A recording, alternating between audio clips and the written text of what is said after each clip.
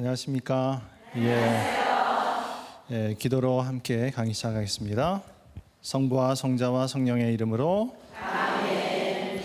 은총이 가득하신 마리아님 기뻐하소서. 주님께서 함께 계시니 여인 중에 복되시며 태중의 아들 예수님 또한 복되시나이다.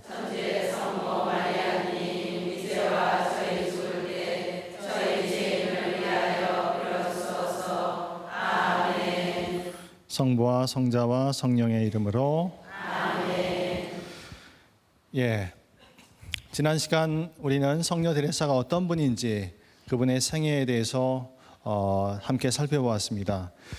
성녀는 시대의 징표를 잘 읽고 자신의 삶의 자리에서 여성이라고 하는 성 정체성을 바탕으로 어떻게 하면 위기 속에 있는 교회에 힘을 불어넣어 줄 수 있는지, 그리고 어떻게 하면 신대륙에서 하느님을 모른 채 죽어가는 수많은 영혼들을 하나라도 더 구할 수 있을지 끊임없이 고민했습니다. 그리고 모든 사람이 궁극적으로는 우리의 유일무이한 최고의 사랑이신 하느님의 사랑을 알고 그분께 온전히 응답해서 일치할 수 있는지 그 길을 고민했고 기도했고 그 시대 사람들에게, 그리고 그 이후 오늘날 우리에게까지 작품을 통해서 전해주고 있습니다. 그리고 바로 그러한 그 하느님께 이르는 길로서 가장 효과적인 수단이자 길로서 성녀는 기도를 우리에게 가르치셨습니다. 그래서 성녀 데레사의 영성에 있어서 기도는 그분 영성의 시작이자 마침이라고 할 수 있을 만큼 성녀 데레사의 영성에 있어서 가장 중요한 주제라고 말할 수 있습니다. 그러면 그런 성녀 데레사의 영성에 대해서 좀 더 구체적으로 살펴보는 시간을 오늘 갖겠습니다. 통상 그 수도회의 창립자들은 하느님으로부터 새로운 카리스마를 선사받아서 교회로부터 승인받고 이를 구체적으로 실현할 수 있는 수도회를 설립하게 됩니다. 각 수도회는 창립자의 카리스마가 무엇인가에 따라서 병자를 치유하시는 그리스도, 또 가르치시는 그리스도, 또 복음을 선포하시는 그리스도, 또 가난한 이들과 함께 하시는 그리스도를 닮아가면서 이것을 자기 수도회의 정신으로 삼습니다. 그러면 성녀 데레사는 하느님으로부터 어떤 카리스마, 어떤 은사를 받았는가? 교회는 성녀 데레사를 기도의 스승으로 선포한 바 있습니다. 기도야말로 성녀 데레사가 일생을 통해서 혼신을 다해서 노력한 길로서 바로 이 길을 통해서 하느님을 만나고 그분과 일치함으로써 천상을 향한 문을 여셨습니다. 그래서 성녀가 설립한 이 맨발 가르멜 수도회는 이 기도의 은사를 바탕으로 설립됐다고 말할 수가 있겠습니다. 물론 성녀 데레사 말고도 기도에 대해서 가르쳐온 성인 성녀들은 교회에 수없이 많습니다. 그러나 성녀만큼 이 길을 확실하게 그리고 아주 구체적으로 가르친 분은 드뭅니다.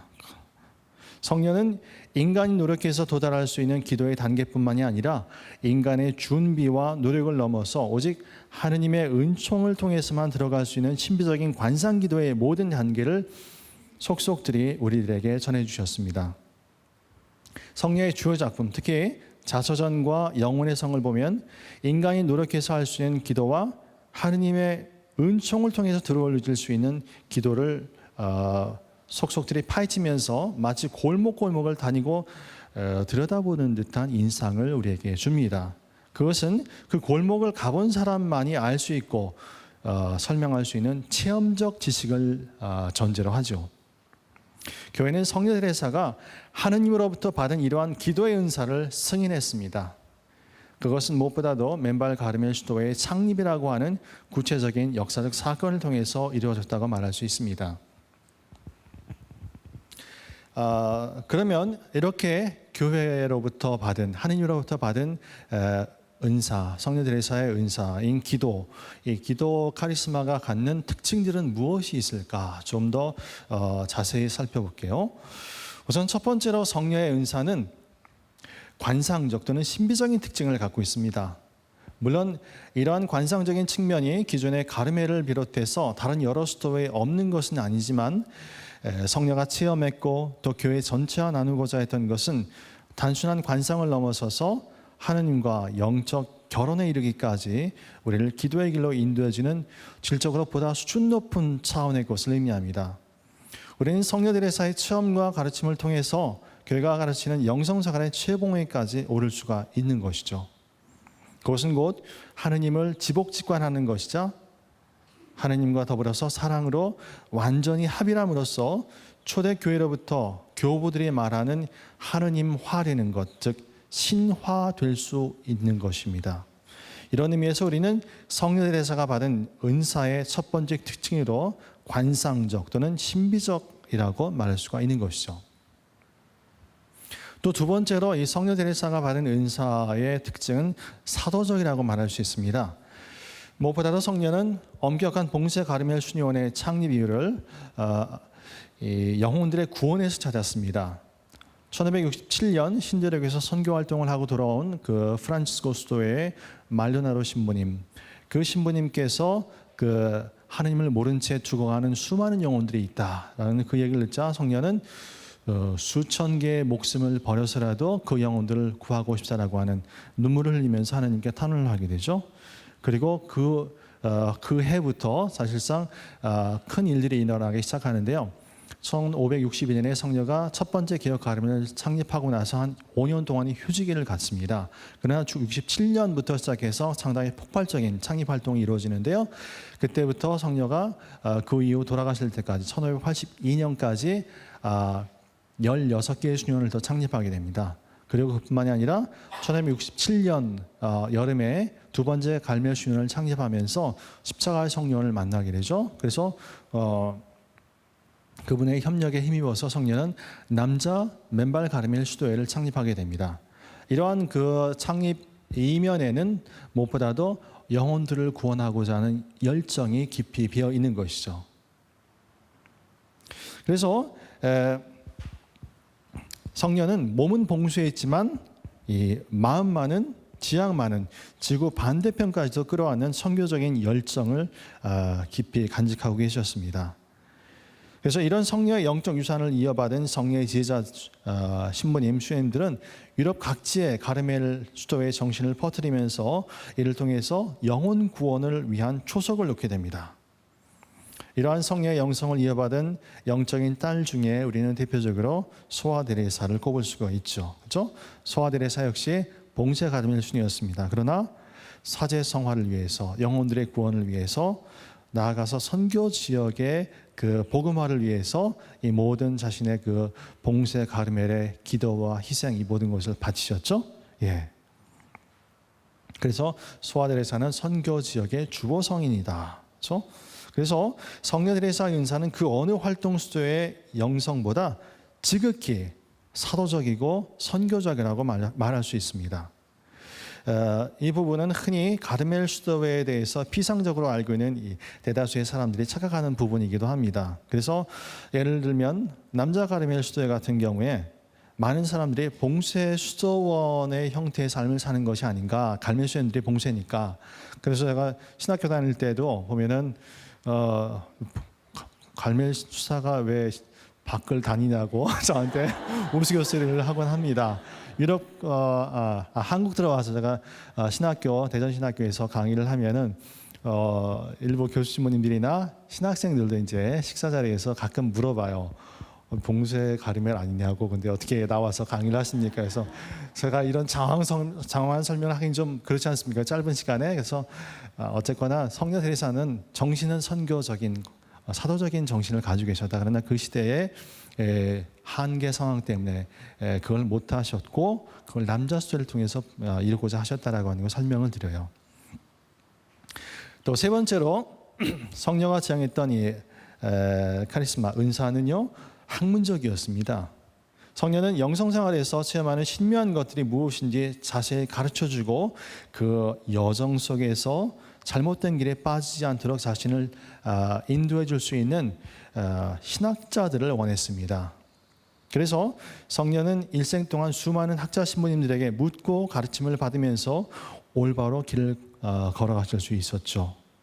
또한 그런 학문적인 풍토가 남자 가르멜에도 잘 뿌리내려서 교회에 큰 유익을 주고 가르멜 수녀님들과 더불어서 가르밀 수녀님들에게 도움도 주고 또 재속회원들에게도 큰 도움을 줘서 여러분들 그 재속회원들 또 일반 신자들까지 모두 다 교회의 정신대로 살 수 있도록 그리고 하느님을 향해서 제대로 길을 갈 수 있도록 그렇게 가르치는 그런 학자 신부님들이 우리 수도에 많기를 원했습니다. 그게 바로 성녀가께서 지향하셨던 그 설립 초창기부터 지향했던 그런 마인드라고 할 수 있습니다. 그래서 남자 가르멜 수도의 초창기 멤버들 같은 경우는요, 당시 스페인의 최고 학부로서 인재 양성의 요람이라고 할 수 있는 살라만카 대학 있죠. 살라만카 대학 그리고 그 당시에 새롭게 떠오른 또 다른 명문 대학이 있었는데 알칼라 대학이라고 있습니다. 그리고 또 남부에 바에사라고 있는데요. 이 세 개의 대학이 있는 그 도시에 무엇보다도 먼저 남자 가르멜 수도원을 설립하셨습니다. 그 이유는 바로 그런 스페인 당대 최고 학부로부터 많은 인재들이 우리 수도에 들어와서 양성을 받고 또 더불어서 그런 신부들이 회원들이 공부를 다 끝나고 나서 다시 그 대학에서 강의도 하고 그럼으로써 여러 사람들에게 많은 사람들에게 학적으로도 깊은 도움을 줄 수 있도록 하는 그런 생각 취지였던 것이죠. 또 예를 들어서 이런 전통은 그 이후에도 이어져서요. 1700년대 초반에 살라만카 대학에서 활동하던 가톨릭 교회의 대표적인 사상인 성 토마스 아퀴나스의 그 철학 신학 을 바탕으로 그 당시 학파가 형성이 되는데요. 그래서 살라만카 학파라고 합니다. 그런데 이 그 당대 최고 학자 신부님들이 모여서 일단은 그룹을 형성해서 학문을 연구하고 가르치는데 그 학파 살라만카 학파의 일부가 바로 이 저희 수도회 회원들이었습니다. 신부님들이었어요. 그리고 이분들이 만든 그 당시에 신학 교과서가 있는데요. 수십 권이 됩니다. 제가 스페인에서 지낼 때 그 수도원마다 이 수십 권의 신학 전집이 있는 걸 봤습니다. 저도 처음으로 봤는데 상당히 충격적이었습니다. 예. 또 네 번째로 성녀 테레사가 지향했던 카리스마는 지극히 교회적이었습니다. 성녀가 맨발 가르멜을 창립한 데에는 당시 개신교 종교교육으로 인해서 위기에 처한 교회에 영적인 힘을 불어넣어주기 위한 것이었습니다. 그리고 그 최전선에서 이단과 맞서 싸우던 학자 신부님들을 돕는 것, 또 점점 사라져가던 교회가 다시 복원되게 하는 것, 또 그 교회에서 성체가 공경받을 수 있게 하는 것, 이것이 바로 성녀가 맨발 가르멜 수도회를 창립하게 된 실제적인 이유였습니다. 성녀는 일생 동안 교회의 일꾼인 사제들, 특히 장상 신부님들에 대해서 온전히 순명하는 모범을 손수 먼저 보이셨습니다. 지난 시간 말씀드렸듯이 성녀는 임종하면서 마지막으로 남길 말씀이 바로 그거였죠. 저는 교회의 딸입니다. 그만큼 뼛속 깊이 가톨릭 교회의 일원으로 사셨고 그 정신을 모든 가르멜 회원들 나토 나아가서 신자들 한 사람 한 사람이 교회 정신을 깊이 갖기를 원했던 것입니다. 그래서 성녀 데레사 일생은 온전히 교회에 대한 사랑으로 관통되어 있다고 해도 과언이 아닙니다. 한국의 가르멜 수녀님들은 이러한 성녀의 정신을 잘 이어받아서 수녀원이 속해 있는 교고 신부님들 그리고 신학생들과 좋은 교류를 나누고 있습니다. 예를 들어서 우리 학사님들이 사순절 때 수녀원에 가서 전례지기를 하기도 하고요. 또 서품을 받게 되면은 서품 받은 반 전체 새 신부님들이 수녀원에 가서 첫 미사를 봉헌하고 또 수녀님들과 공동 면회도 하면서 수녀님들에게 당신 사제직에 대해서 정말 기도해 달라고 기도 부탁도 하고요. 그래서 수녀님들은 한 분 한 분을 기도 중에 기억하면서 신부님들이 교회의 기둥으로 잘 장성하실 수 있도록 하나님께 은총을 청합니다. 이게 이제 수녀님들의 사도직 중에 한 부분입니다. 또 다섯 번째로 성녀 테레사가 받은 은사, 이 카리스마는 상당히 여성의 인권을 옹호하고 사회적인 약자들을 감싸는 것이었습니다. 성녀가 살던 16세기의 스페인은 우리나라 조선시대와 별반 다를 게 없었습니다. 당시 여자는 세상에 태어나서 오직 두 개의 정해진 운명만을 살아야 했죠. 일생 동안 남편을 봉양하든지 정말 노예처럼, 아니면 수녀가 돼서 평생 봉쇄 안에서 살든지 이 두 가지 운명만을 받아들여야 했습니다. 교회 내에서의 분위기도 지극히 남성 중심적이었습니다. 그래서 수녀가 돼도 요즘으로 말하면 묵상기도 같은 고급 기도는 할 수 없었고요. 오직 묵주기도 같은 구송기도만 하도록 강요받았습니다. 더군다나 요즘 말하는 사회복지 또는 본당 사목 같은 분야에서의 사도직은 꿈도 꿀 수 없는 시절이었습니다. 그런데 그런 시대적인 배경에도 불구하고 성녀는 겸손하면서도 언제나 당당했습니다. 특히 하느님께로 나아가기 위한 필수적인 도구인 기도를 자신의 딸 수녀님들에게 권장하셨고요. 또 주위에 적지 않은 여인들에게도 이 기도를 가르치고 나누셨습니다. 이것은 계엄령처럼 서슬퍼런 그 당시 종교재판의 칼날이 맹위를 떨치던 그 시대에 당시 그런 분위기로 봐서는 도저히 상상하기 힘든 큰 용기가 필요했던 일이 아닐 수 없습니다. 또한 성녀는 완덕의 길을 비롯해서 여러 작품을 통해서 교회 안에서 여성을 옹호하는 글을 많이 남기셨습니다. 더욱이 여자로서 글을 쓰고 출판한다는 것은 당시로서는 상상도 못하는 일대 사건이었던 거죠. 이것은 조선시대 때 그 여인이 한문으로 사서삼경 해설서 같은 것을 펴내는 것이나 진비 없는 정말 파격이라고 할 수 있겠습니다. 창립자가 그래서 그런지 우리 그 가르멜 수도에는요, 그 역사적으로 뭐 소아데레사나 에디슈타인, 봉리 엘리사벳처럼 그 여성 성인들이 좀 그렇게 보편 교회 전체로 봤을 때 정말 큰 영향을 미치는 그런 소위 여걸들이 좀 많습니다. 그렇죠? 예. 또한 성녀가 사회적인 약자를 끌어안았다는 말은 이렇게 설명될 수 있습니다.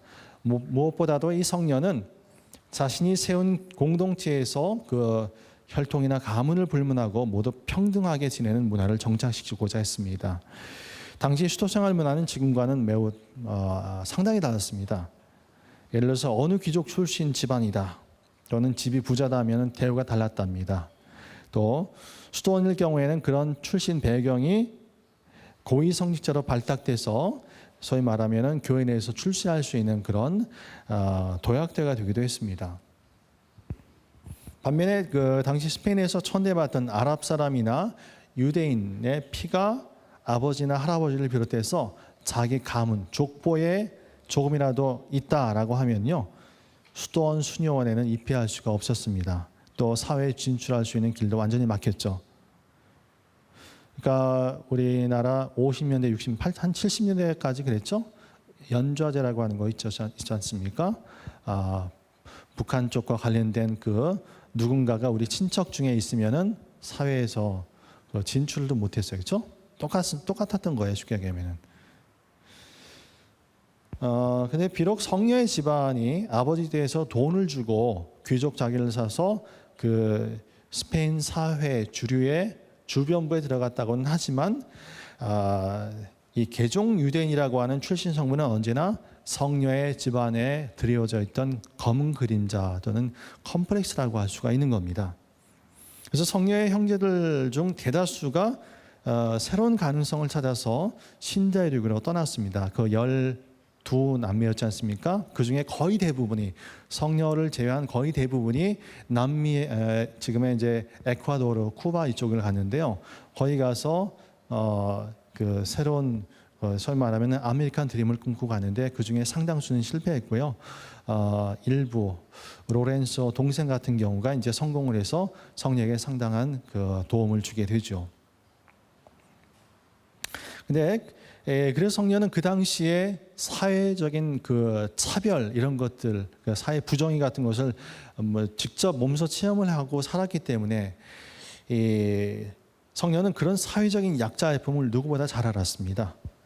그래서 이런 이유로 인해서 성녀는 자신이 세운 수도회에서만큼은 그런 세속적인 잣대로 인해서 부당한 대우를 받거나 또는 수도 성소를 살지 못하는 사람들이 없기를 바랬습니다.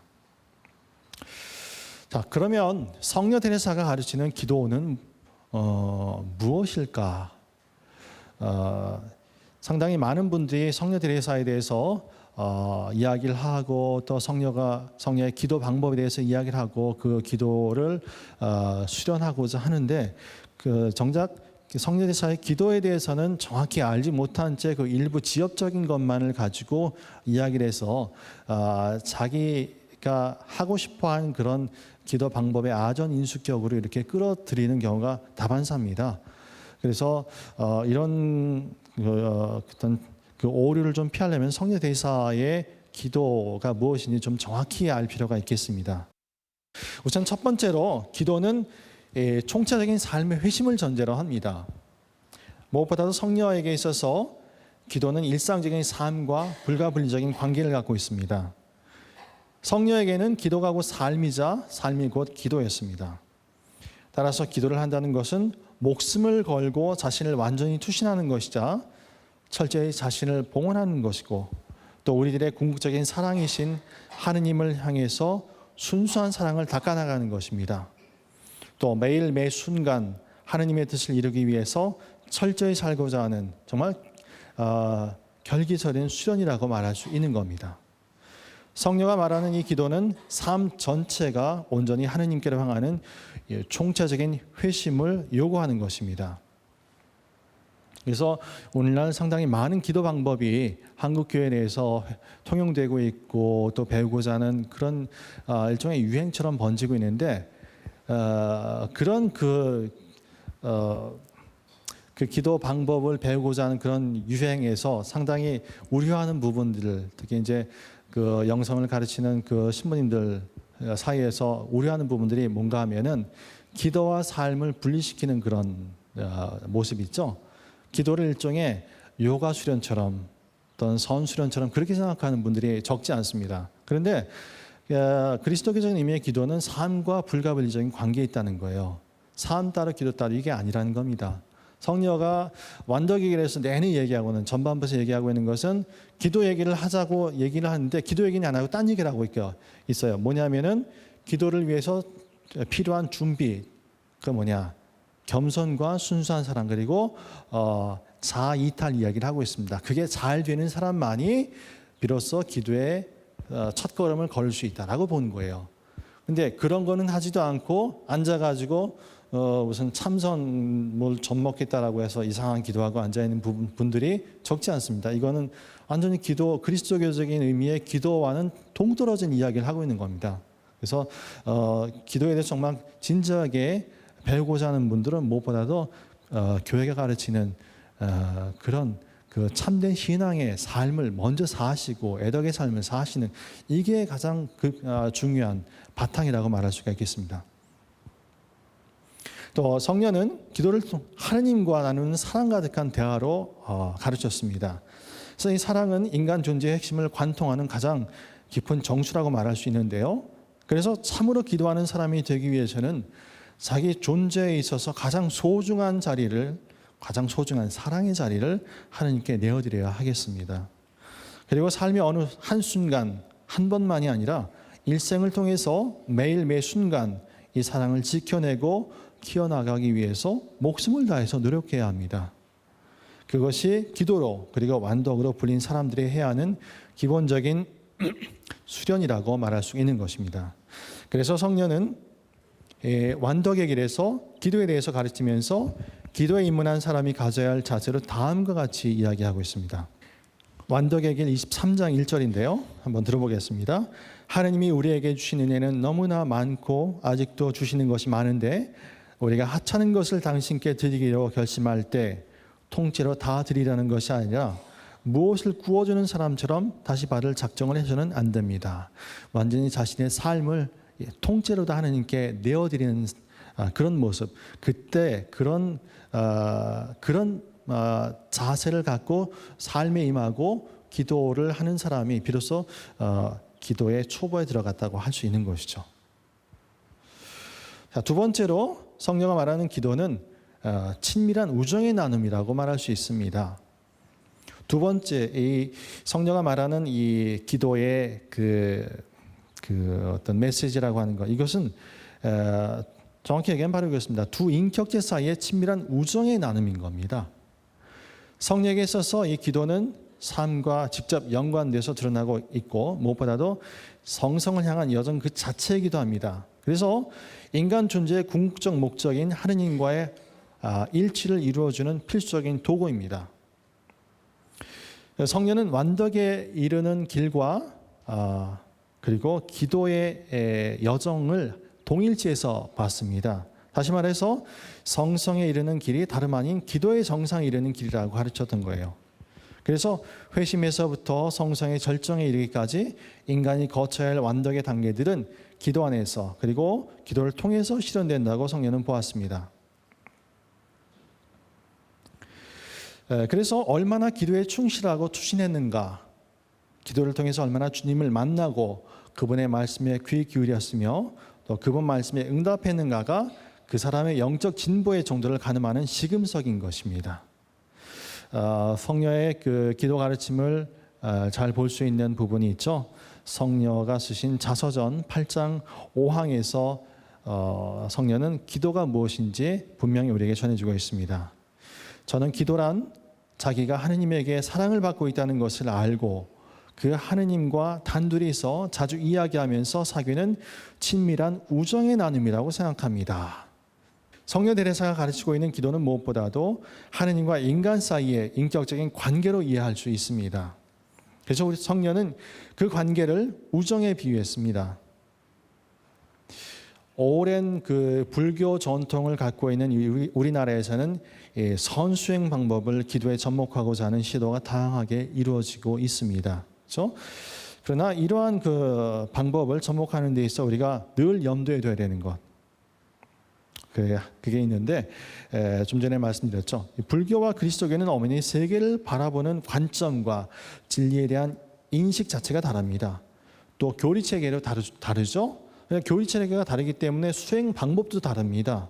그리고 이런 그 여러 가지 틀 자체가 다르기 때문에 기도 방법 자체도 다른 거예요. 그래서 그 불교에서 수행자들이 각을 통해서 도달하려는 진리는 우주의 근본 원리에 대한 깨달음입니다. 그것은 비인격적인 진리에 대한 깨달음이라고 말할 수 있는데요. 불교에서는 하느님에 대해서 말하지 않습니다. 그 마지막 각에 도달한 그 어떤 그 선사의 그 말이나 또는 시, 오도성이라고 그러죠. 이런 거 보면은 어떤 그 절대적인 인격적인 절대자에 대해서 전혀 이야기하지 않습니다. 우주 진리에 대한 보편적인 깨달음에 대해서만 이야기합니다. 반면에 우리가 고백하는 그리스도교 신앙에서는 불교와 달리 우리를 창조하시고 섭리적으로 인도하시고 또 궁극에 가서는 우리를 당신 자녀로 또 당신의 신부로 맞이하시는 하나님이 계십니다. 그리스도교의 근원은 아버지 하느님에게 있습니다. 그리고 인간의 소명은 바로 아버지 하느님과의 인격적인 만남에 있습니다.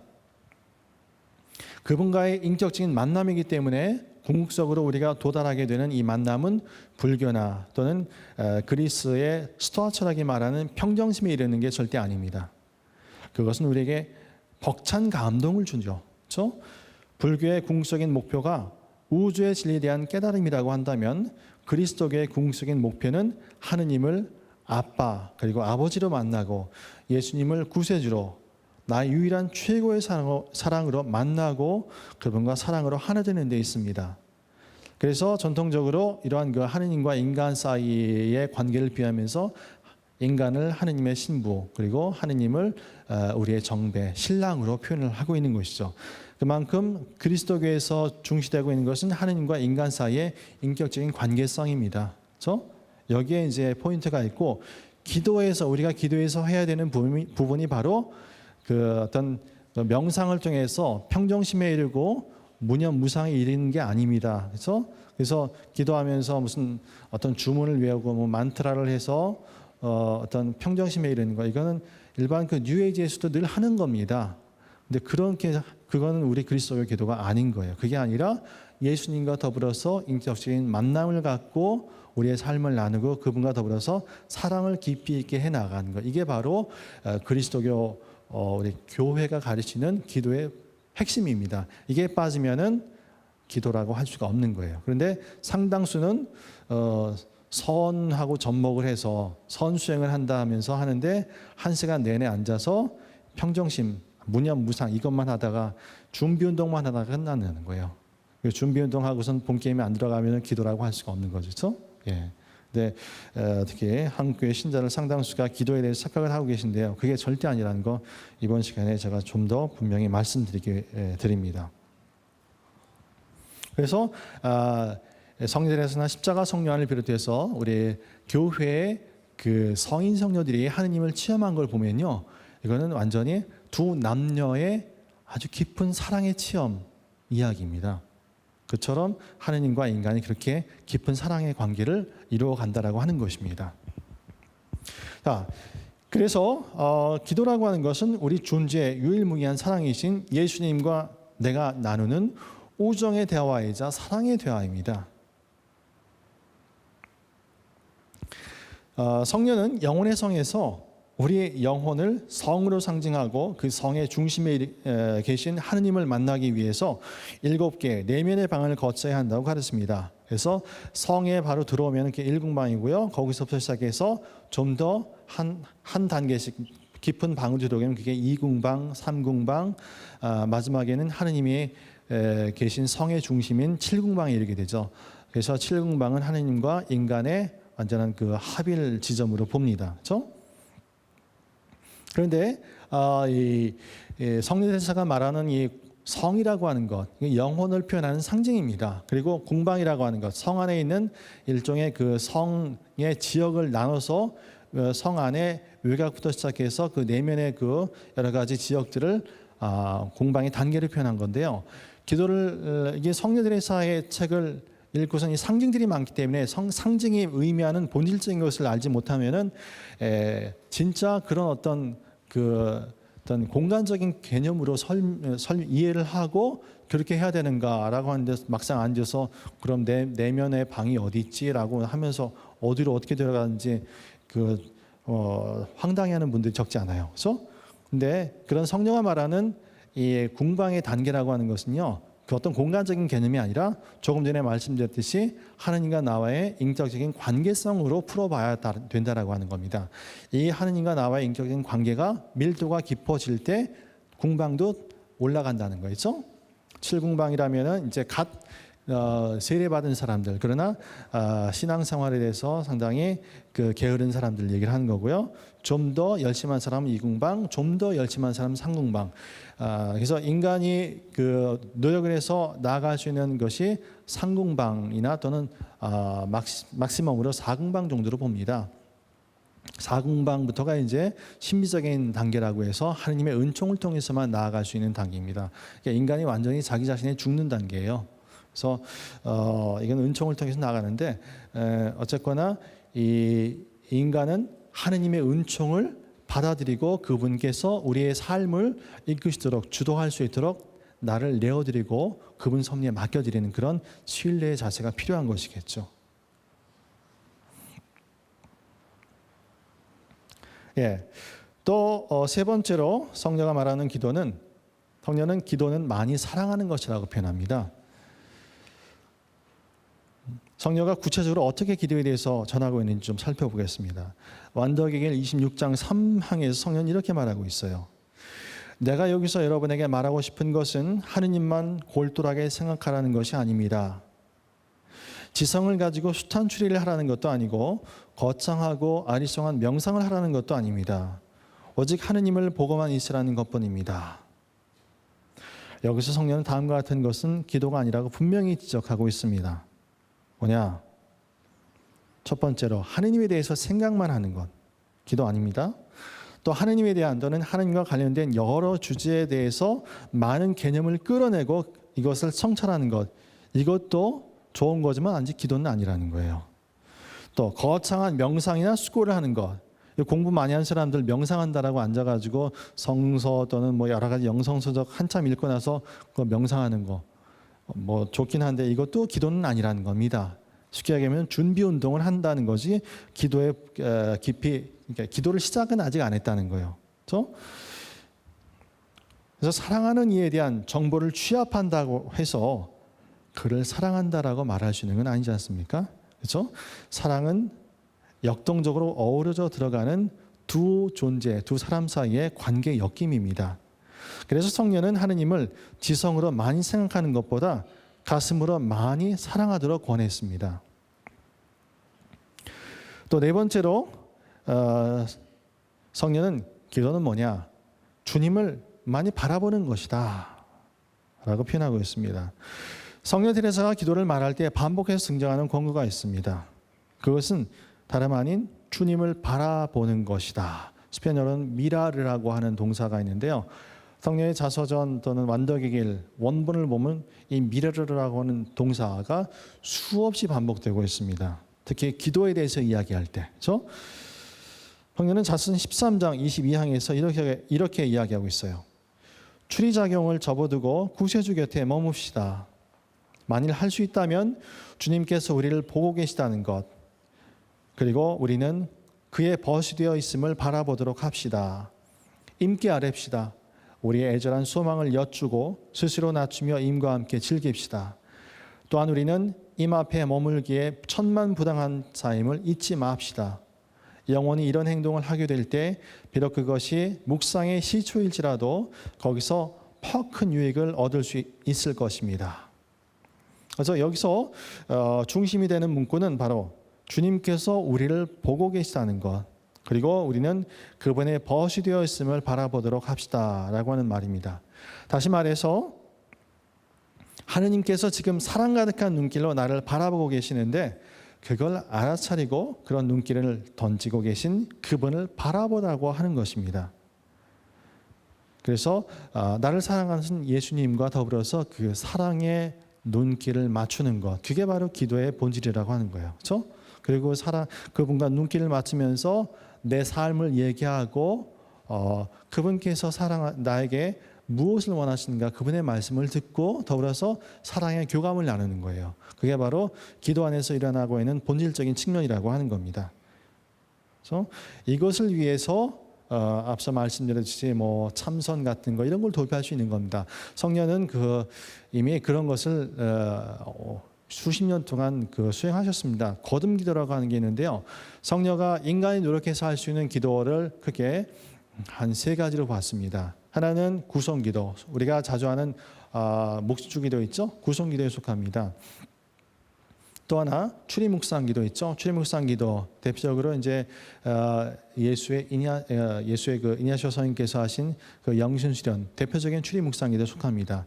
또 렉처딥이나 거룩한 독서 있죠. 그 분도에서 하는 대표적으로 출입묵상기도에 속합니다. 이런 것들.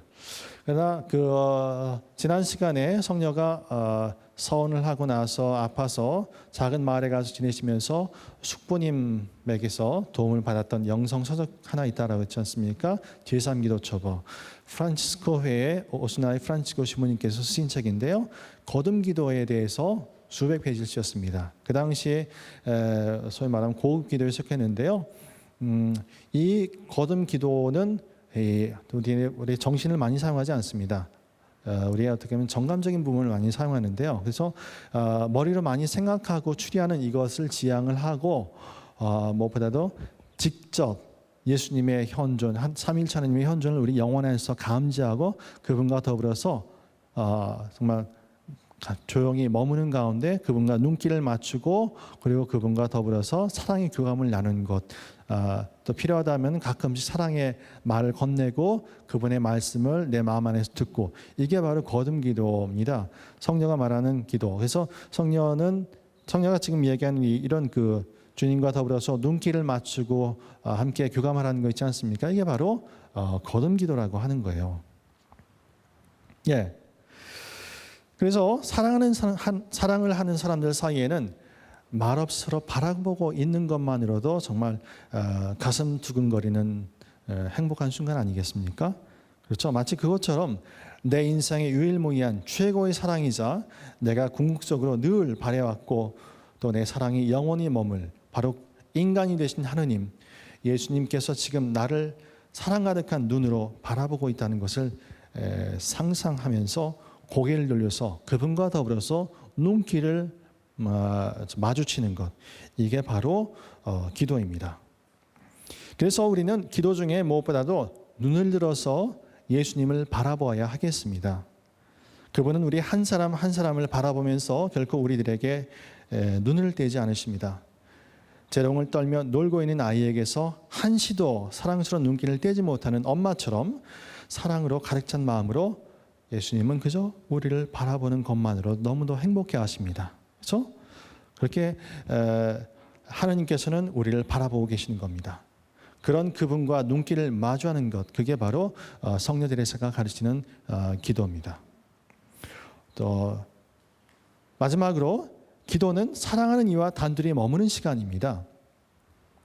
성녀 데레사가 가르치는 기도에 있어서 마지막으로 짚고 넘어가야 할 것이 있는데요. 이 기도가 제대로 정착하고 무르익기 위해서 무엇보다도 필요한 것은 주님과 단둘이 머물러 있는 시간입니다. 마치 사랑하는 두 연인이 서로 간에 사랑의 시간을 나누고 또 그래야 사랑이 깊어가듯이 하나님과의 우정 그리고 하나님과의 사랑이 커가려면 그분과 단둘이 따로 만나서 얘기하고 삶을 나누고 또 사랑을 전하고 또 그분으로부터 사랑을 받는 그 시간이 필수적인 것입니다. 친구 간에 그리고 연인 간에 함께 공유하는 시간과 공간이 허락되지 않는다면 우정과 사랑은 성장하기가 어렵습니다. 마찬가지로 하나님과의 사랑이 성숙해 가려면 그분과 함께하는 시간이 많아야 합니다. 그래서 성령은 자서전 8장 9항에서 이렇게 말해요. 내가 주님이 나와 함께 머무르시도록 약간의 고요와 시간을 대가로 드렸을 뿐인데 그같이 나를 참아주셨으니 그 누군들 신뢰심을 갖지 못할 리 있겠습니까? 더구나 때로는 내 마음을 거슬러 한 것이었기 때문에 무척 힘든 노력을 치러야 했습니다. 또 자서전 9장 9항에서는 이렇게 고백합니다. 주님은 내 부르짖는 소리를 들으시고 그처럼 많은 눈물에 성심이 움직이셨음에 틀림없습니다. 그때부터 저는 더 오랫동안 주님 곁에 머물게 되었고 위험스러운 기회를 피하려고 하는 소망이 커가는 것을 마음에서 느꼈습니다.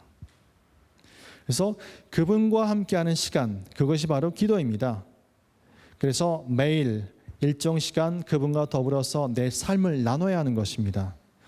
내 삶을 이루고 있는 기쁨과 희망과 고통, 슬픔, 또 좌절, 또 근심, 또 죄, 이런 모든 내 삶의 요소들을 나누고 무엇보다 그분과 더불어서 사랑을 나눌 줄 알아야 합니다. 그래서 여러분들 신앙생활 하시면서 여러분들 기쁜 일이 있을 겁니다. 또 슬픈 일이 있을 거예요. 또 가정에 근심 있으면은 길을 가시다가 본당에 잠깐 들려서 예수님을 바라보십시오. 바라보시면서 여러분들의 힘든 일, 또 근심스러운 일들, 이런 것들 예수님께 이야기를 하십시오. 그게 바로 기도입니다. 또 기쁜 일 있습니까? 그러면은 예수님과 더불어서 잠깐 화살 기도하세요. 그게 바로 기도입니다. 그래서 계속 강조하는 것이지만요, 성령께서 가르치는 기도, 그리고 교회가 가르치는 기도는 다른 것이 아니라 예수님과의 인격적인 관계를 갖고 그분과 사랑으로 정말 그 관계를 깊이 있게 나가는 거예요. 그리고 기도의 내용은 다름이 아니라 그 내 사랑이신 예수님과 더불어서 대화를 나누는 거, 교감을 하는 겁니다. 이게 있어야 소위 말하면 기도라고 말할 수 있는 겁니다. 이게 없고 소위 말해서 참선을 좀 갔다가 젖목을 어설프게 해서 1시간 동안 이제 본 나가서 앉아 있는데 배꼽 운동만 하는 거예요. 이건 기도가 아닌 겁니다. 그렇죠? 기도 아니고 전혀 앉아가지고 그냥 머리 잠깐 쉬고 돌아오는 거예요. 그렇죠? 그래서 여러 신자분들 이거 분명히 아셔야 됩니다. 그래서 이런 식별 기준들이 있어야 여러분들의 그 신앙생활에서 무엇이 기도인지 이걸 알고 기도 생활을 잘 할 때 제대로 된 신앙생활, 영성생활을 할 수 있고 영적으로 성장할 수 있는 겁니다.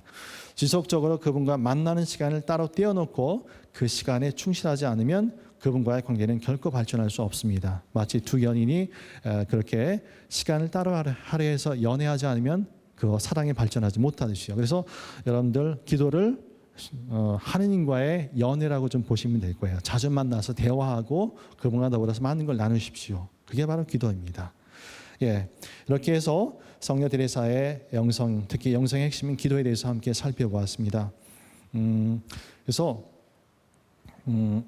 이 성녀 테레사로부터 기도가 무엇인지 다시 한번 배우시면서 여러분들의 그 신앙생활에 정말 보다 새로운 활력을 불어넣으시고 또 그분으로부터 천상의 빛을 좀 받으시길 바라겠습니다. 그래서 돌아가시면은 정말 잠깐 한 20-30분이라도 늘 매일 기도하는 습관을 좀 들이십시오. 그래야 여러분들이 영적으로 커갈 수 있는 힘을 받습니다. 예, 이렇게 해서 성녀 테레사의 영성 핵심인 기도에서 함께 살펴보았습니다. 영광성으로 함께 마치도록 하겠습니다. 영광이 성부와 성자와 성령께 성부와 성자와 성령의 이름으로 아멘. 감사합니다.